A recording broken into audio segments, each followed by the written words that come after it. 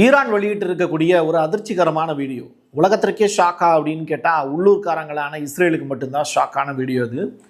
அடுத்த இலக்கு ஈரானுக்கு என்ன இருக்குது அப்படின்னு கேட்டால் துருக்கியும் சைப்ரஸையும் குறி வச்சிருக்காங்க.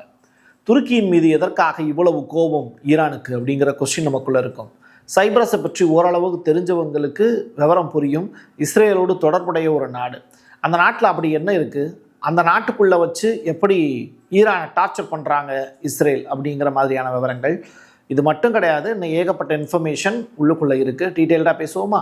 வாங்க பார்க்கலாம் உறவுகளே. இது பிரசாத் சிக்னேச்சர். உங்களுடைய தொழில் சம்பந்தமான விளம்பரங்களை நமது சேனலில் ஒளிபரப்ப உங்களுக்கான அருமையான வாய்ப்பு. சென்னையோட மற்றொரு அடையாளம் M1 மொபைல் ஷோரூம். உலகத்தரம் வாய்ந்த மொபைல்களை உள்ளூர் சந்தையில் கம்மியான ரேட்டுக்கு, அதுவும் ஆஃபரோடு கொடுக்குறாங்க. வாரண்டியோட கேரண்டியும் கன்ஃபார்ம். எல்லா டைப் ஆஃப் மொபைலும் இங்கே வாங்கலாம். ஆன்லைன்லேயும் இருக்குது, ஆஃப்லைன்லேயும் வாங்கிக்கலாம். தொடர்புக்கு 7305258665 இந்த நம்பருக்கு காண்டாக்ட் பண்ணுங்கள். உக்ரைனா பாய் பாய் அப்படின்னு சொல்கிறாரு ட்ரம்ப். அந்த அளவிற்கு நீ தனியாக போ, இனிமேல் நீ எனக்கு வேண்டாம் அப்படின்னு சொல்லி கலட்டி விடுறாரு. ஸோ ட்ரம்ப்பினுடைய இந்த அறிவிப்பு ஒட்டுமொத்த யூரோப் நாடுகளுக்கும் அதிர்ச்சிகரமான விஷயம். இனிமேல் நான் உனக்கு நிதி அளிக்கிறதுல எந்த பிரயோஜனமும் கிடையாது. ஏன்னா எனக்குன்னு ஒரு உதவின்னு சொல்லி கேட்டப்போ யாராவது வந்தீங்களா? அப்போது உங்களுக்கு ஏதாவது ஒரு உதவினா நான் மட்டும் ஏன் வரணும்? அப்போது ரஷ்யாவுக்கும் யூரோப் நாடுகளுக்கும் தான் பிரச்சனை அப்படின்னா நீங்களே ஃபேஸ் பண்ணிக்கோங்க, எங்களை கூப்பிடாதீங்க அப்படின்னு இப்போ அமெரிக்கா கைவிரிச்சிருக்காங்க. ஸோ யூரோப் நாடுகளும் உக்ரைன் பஞ்சாயத்தையும் ரஷ்யா பஞ்சாயத்தையும் கூட சமாளிச்சிடலாம். ரஷ்ய அதிபர் புட்டின்கிட்ட கூட காலில் விழுந்து ஐயா நான் அவன்கிட்ட என்ன வாங்கிக்கிறேன்னு சொன்னால் விட்டு போயிடுவாப்புல. ஈரான் கிட்டலாம் நான் போக முடியாது அப்படின்னு சொல்லி யூரோப் நாடுகள் ஒட்டுமொத்தமாக விலகிட்டாங்க. அதுதான் இப்போ ட்ரம்ப்புக்கு இருக்கக்கூடிய பெரிய தலைவலி. நாட்டோவினுடைய தலைவர் மார்க் ரூட்டே ஒரு முக்கியமான ஸ்டேட்மெண்ட் ஒன்று சொல்லியிருக்காரு.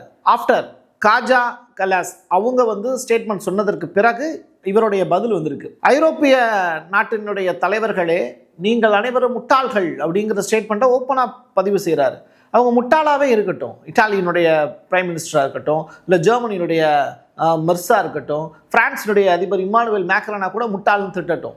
பட் யூகேவினுடைய பிரைம் மினிஸ்டர் ஸ்டாமரை பார்த்து இவர் எப்படி முட்டாள்னு சொல்லலாம்?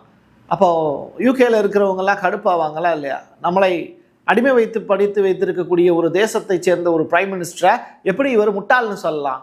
அது தப்பு இல்லையா அப்படிங்கிற கொஸ்டின் நமக்குள்ளே இருக்குது. இப்போது இவர் என்ன சொல்கிறாரு, ஐரோப்பிய ஒன்றியமோ அல்லது ஒட்டுமொத்த ஐரோப்பாவோ அமெரிக்காவினுடைய துணையின்றி தங்களை தாங்களே காப்பாற்றிக் கொள்ள முடியாது. எவரேனும் நினைத்தால் அவர்கள் தொடர்ந்து கனவு கொண்டே இருக்கலாம். எப்படி நீங்கள் கனவு கண்டுக்கிட்டே இருங்க, ஆனால் உங்களால் தனியாலாம் செயல்பட முடியாது அமெரிக்கா விட்டுட்டு அப்படின்னு சொல்கிறாரு. விவரம் புரிஞ்சவராக இருப்பார் போல், பிழைக்க தெரிஞ்சவராக இருப்பார் போல், அதனால் அமெரிக்காவுக்கு சப்போர்ட் பண்ணுறாரு. நம்ம ஊரில் பழனிசாமின்னு ஒருத்தர் இருக்கார்ல, அவரை விட கீழே இறங்கி ஓடுவார் போல. அந்த வாய்ஸ் ஓவர் என்ன தெரியுமா? வருது வருது வருது, மிரட்டுது மிரட்டுது மிரட்டுது, தள்ளு தள்ளு தள்ளு, ஆகா ஆகா அப்படின்னு சொல்லுவாங்கல்ல. அது மாதிரி இப்போது டோட்டலாக மார்க் ரூட்டே அவர்கள் சொல்லியிருக்கக்கூடிய விஷயம் அதை ஒத்து இருக்கு. எப்படி பழனிசாமி அவர்கள் தரையில் அப்படியே ஊந்து போவார்ல, எலெக்ஷனுக்குள்ளே வந்துட்டனா அப்படின்னு கேட்காதீங்க, இனிமேல் தான் ஆரம்பிக்க போகிறோம். இப்போ சொல்ல போகிற செய்தி நம்மளுடைய செய்தி கிடையாது, துருக்கிய ஊடகங்கள் சொல்லியிருக்கக்கூடிய செய்திகளை நம்ம பார்த்து அதன் அடிப்படையில் இந்த செய்தியை மக்களுக்கு சொல்கிறோம். தனது வீட்டை இலக்காக கொண்டு ஏவப்பட்ட ஈரானிய ஏவுகணைகளை அயன் டோம் தடுக்கலை. எப்படி? அயன் டோமோ பக்கத்துலேயே வச்சுருக்காரு வீட்டு வாசல்லையே. இருந்தாலும் இவர் தூங்கிட்டு இருக்கிற நேரத்தில் அதுவும் சற்று நேரம் படுத்து தூங்கிடுச்சு. அதனால் ஈரானிய ஏவுகணைகள் அட்டாக் பண்ணி இவரை சாகடிச்சிருச்சு அப்படின்னு தான் ரிப்போர்ட் சொல்கிறாங்க. உண்மையிலேயே இவர் இறந்து போயிட்டாரா அப்படிங்கிறத இஸ்ரேலிய ஊடகங்கள் இன்னும் 10 வருஷம் கழிச்சு தான் சொல்லுவாங்க. பட் துருக்கிய ஊடகங்கள் அதை உறுதிப்படுத்துகிறாங்க. ஜோர்டானுடைய மன்னர் 2ஆம் அப்துல்லா ஐக்கிய அரபு அமீரகத்துக்கு பயணம் மேற்கொண்டார் அப்படின்னு. வாங்கினது பத்தாது, இன்னும் செமத்தியாக வாங்குறதுக்கு UAE ரெடி ஆகிட்டு இருக்காங்க. ஜோர்டான் அப்படிங்கிற அந்த தேசம் முழுவதுமாக மன்னர் பரம்பரையை சேர்ந்தது. அவங்க பாரம்பரியமாகவே அமெரிக்காவினுடைய அடிமைகள் தான், ரைட்டா? அப்போது ஒட்டமான் பேரரசில் இருந்து தொடர்ச்சியாக காட்டி கொடுத்த ஒரு பரம்பரையாக அவங்க கருதப்படுறாங்கன்னு ஒரு பக்கம் சொல்லப்படுது. ரிவர் டு சி அப்படிங்கிற பாலஸ்தீனத்தினுடைய கனவுக்கு தடையாக இருப்பது ஜோர்டானுடைய மன்னரும் ஒரு காரணம் தான். இப்போது நெக்ஸ்ட்டு ஈரானுடைய வார் அப்படிங்கிறது ஜோர்டானை நோக்கி பயணப்பட்டு கொண்டிருக்கிறது அப்படிங்கிறது தான். மன்னர் அப்துல்லாவுக்கு மண்டையில் சிறிதாக வீக்கம் ஏற்படுவதற்கான வாய்ப்புகள் இருக்குது. அது ஈரான் அனுப்பக்கூடிய மிசைல் மூலியமாக ஏற்படலாம். துருக்கி, சைப்ரஸு, ஏஜிஎஸ் அந்த கடலுக்கு பக்கத்தில் இருக்கக்கூடிய 12 தீவுகள்லேருந்து மக்கள்லாம் வெளியே போயிடுங்க, அங்கே அட்டாக் நடத்த போகிறோம் அப்படின்னு இப்போது ஈரான் அனௌன்ஸ்மெண்ட்டு கொடுத்துருக்காங்க. வார்னிங் கொடுத்த அடுத்த 12 or 24 hours அட்டாக் பண்ணி முடிக்கிறது ஈரானுடைய வழக்கம். இந்த முறை எப்படின்னு தெரியல. இந்த சைப்ரஸ் அப்படிங்கிற நாட்டு முழுவதுமாக யூதர்கள் ஓரளவு குடியேறிட்டாங்க அங்கே. அது முழுக்க முழுக்க இப்போ யூத தேசமாக மாறி போயிடுச்சு. இப்போ இந்த சைப்ரஸ் நாட்டில் இருந்து டைரெக்டாக ஈரான் மீது ஏவுகணைகளை ஏவ முடியும். அதைத்தான் சைப்ரஸ் நாட்டினுடைய அனுமதி வாங்கி அவங்களுடைய ஏர்பேஸை இஸ்ரேல் பயன்படுத்தி அடிச்சுக்கிட்டு இருக்காங்க. இப்போது இதுவரைக்கும் யூஎஸ் பேஸ் இருக்கக்கூடிய மிடில் ஈஸ்டில் மற்ற ஏரியாக்கள் யுஏஇ, கத்தார், குவைத்து, அதற்கு பிறகு சவுதி அரேபியா உள்ளிட்ட இடங்களில் தான், துபாய் உள்ளிட்ட இடங்களில் தான் ஈரான் அடித்தாங்க. இப்போ இந்த பக்கம் லெஃப்டில் திரும்பி இந்த பக்கம் சும்மா தான் இருக்குது, கேப் இருக்குது, இந்த பக்கம் ஃபில்லப் பண்ணுங்க அப்படின்னு சைப்ரஸ் துருக்கியின் மீது இப்போ அட்டாக் நடத்துறதுக்கு ட்ரை பண்ண போகிறாங்க. ஸோ இது ரொம்ப ரொம்ப பெரிய அளவில் முக்கியத்துவம் வாய்ந்த ஒரு செய்தியாக பார்க்கப்படுது. கிரெம்ளினுடைய செய்தி தொடர்பாளர் பெஸ்கோவ் அவர்கள் ஒரு முக்கியமான ஸ்டேட்மெண்ட்டை இப்போ ரஷ்ய ஊடகங்கள் மூலிமா சொல்கிறார். கியூபா அப்படிங்கிற நாடு எங்களுடைய நட்பு நாடு, அவங்களுக்கு உதவுறதுக்கு நாங்கள் தயாராக இருக்கோம். அது மட்டும் கிடையாது, பொருளாதார தடையால் மட்டும்தான் இப்போது கியூபாவால் எந்திரிக்க முடியல. அதுக்கு தேவையான நிதி உதவிகள் எல்லாத்தையும் செய்கிறதுக்கு ரஷ்யா தயாராக இருக்குது. ஏன்னா 2 பேருமே கம்யூனிஸ்ட் நாடுகள், ஒருத்தருக்கு ஒருத்தர் உதவி செஞ்சுக்குவோம். பட் ட்ரம்ப் என்ன சொல்கிறாரு, கியூபாவில் எண்ணெய் வளம் இல்லை, பெரிய அளவில் டூரிசம் இல்லை, ஆனால் அங்கே அழகான தீவுகள் இருக்குது, அதை நான் ஆக்குப்பை பண்ணுறதுக்கு ட்ரை பண்ண போகிறேன் அப்படின்னு ஒரு சொன்னார். ஸோ கியூபாவில் இவர் பேசி முடித்த அடுத்த சில மணி நேரங்கள்லேயே பவர் கட் ஆகிடுச்சு. 11 லட்சம் மக்கள் கஷ்டப்பட்டுக்கிட்டு இருக்காங்க. இதனால் இப்போது ரஷ்யா அவங்களுக்கு உதவி செய்கிறதுக்கு சம்மதம் தெரிவிச்சிருக்காங்க. சுமார் 1 கோடி மக்கள் மின்சாரம் இல்லாமல் தவிச்சுக்கிட்டு இருக்காங்கங்கிற அந்த அப்டேட்டும் கிடச்சிருக்கு.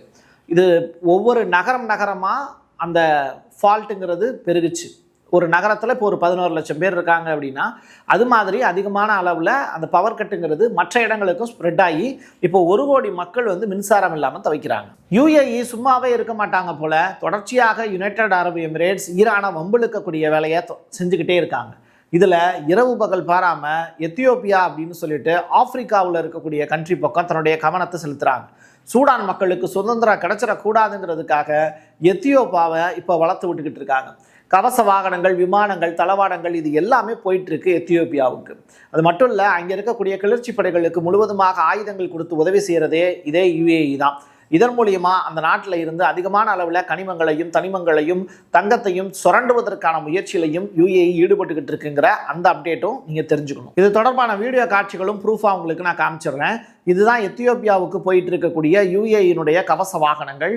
இதை வச்சு தான் அங்கே போர் பண்ணுறாங்க. சரி பிரசாத், இப்போ இதெல்லாம் ஆப்பிரிக்காவுக்கு அனுப்புகிறாங்கல்ல, அப்போ ஏன் யுஏஇயால் ஈரானை எதிர்த்து சண்டை போட முடியல அப்படின்னா அவங்களால ஈரானை ஜெயிக்க முடியாதுன்னு தெரியும். அதனால தான் சமாதானம் பேசிக்கிட்டு இருக்காங்க, தற்காப்பு நடவடிக்கையில் மட்டும் ஈடுபட்டுக்கிட்டு இருக்காங்க. இஸ்ரேலுடைய வெளியுறவுத்துறை அமைச்சர் கிடியான் சார் இவரும் இன்னைக்கு ஒரு ப்ரெஸ் மீட் ஒன்று கொடுத்துருக்காங்க.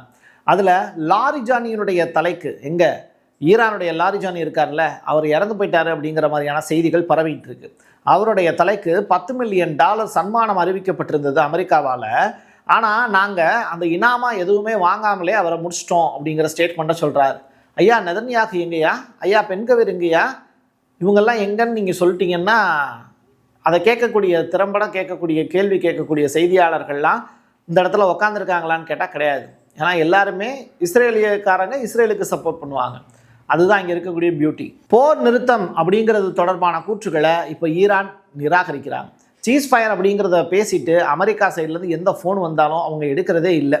தவிர இஸ்ரேலை ஒட்டுமொத்தமாக முடித்து விடுவதற்கான எல்லா வேலைகளையுமே பிளானை பூரா ஈரான் செஞ்சு அதை எக்ஸிக்யூட் பண்ணிக்கிட்டு இருக்காங்கங்கிற அந்த லேட்டஸ்ட் அப்டேட்டு ப்ளஸ் ஈரானுடைய ஐஆர்ஜிசி இந்த மிரட்டலையும் எடுத்திருக்காங்க. என்டிடிவி கிட்ட தாலிபானுடைய அதிகாரி ஒரு முக்கியமான ஸ்டேட்மெண்ட்டை சொல்லியிருக்காரு. தொடர்ச்சியாக போதை மறுவாழ்வு மையம் இருந்த ஹாஸ்பிட்டல் மீது, ஆப்கானிஸ்தானில் இருக்கக்கூடிய ஹாஸ்பிட்டல் மீது அட்டாக் நடத்தியிருக்காங்க பாகிஸ்தான்.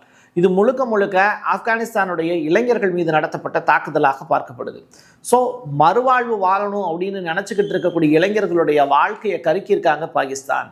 அதனால அவங்களுடைய மொழியிலேயே அவங்களுக்கு சரியான பதிலை நாங்கள் கொடுப்போம் அப்படின்னு இப்போது தாலிபான்கள் முக்கியமான ஸ்டேட்மெண்ட்டை சொல்லியிருக்காங்க. ஸோ என்டிடிவி கிட்ட இந்த சுகைல் ஷாகின் அப்படிங்கிற நபர் கொடுத்துருக்கக்கூடிய பேட்டியில் இந்த செய்தியை பார்க்க முடிஞ்சது. ஷகார் ஷன்பே சூரி இதுதான் டெல் அவீவினுடைய ஒரு திருவிழா. இந்த ஈரானுடைய புதிய அனிமேஷன் காணொலி ஒன்று ரிலீஸ் ஆயிருக்கு. இந்த காணொலியில் இடம்பெற்றிருக்கக்கூடிய புகைப்படங்கள் எல்லாமே அமெரிக்கா, இஸ்ரேல், ட்ரம்ப், நெதன்யாகு இவங்க 2 பேரையும் போட்டு வறுத்தெடுக்கக்கூடிய காட்சிகள் எல்லாமே அரங்கேறிச்சு. ஸோ ஈரானிய புத்தாண்டு அப்படிங்கிறது நவ்ரூஸுக்கு முன்னாடியே வசந்த காலத்தினுடைய முதல் நாளாக அதை செலிப்ரேட் பண்ணுறாங்க. அந்த டேட்டில் ஒரு தீயை வளர்த்து கொண்டாடுறாங்க. அந்த வளர்க்கக்கூடிய தீயில யாரை தூக்கி போட போகிறாங்கங்கிறது நமக்கு தெரியாது. மக்களுடைய நல்வாழ்வையும் புதுப்பித்தலையும் வேண்டி தீச்சுடர்களின் மீது தாண்டி தாண்டி போவாங்களாம்.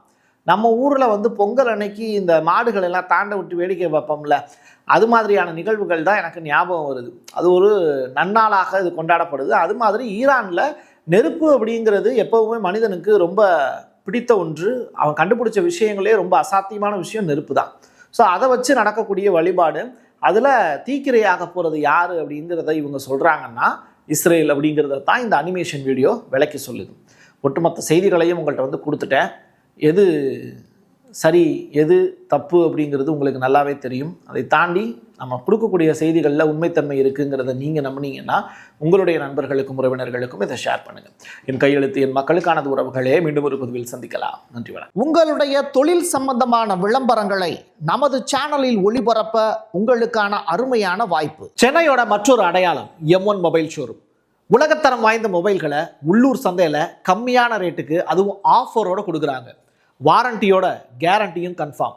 எல்லா டைப் ஆஃப் மொபைலும் இங்கே வாங்கலாம். ஆன்லைன்லேயும் இருக்குது, ஆஃப்லைன்லேயும் வாங்கிக்கலாம்.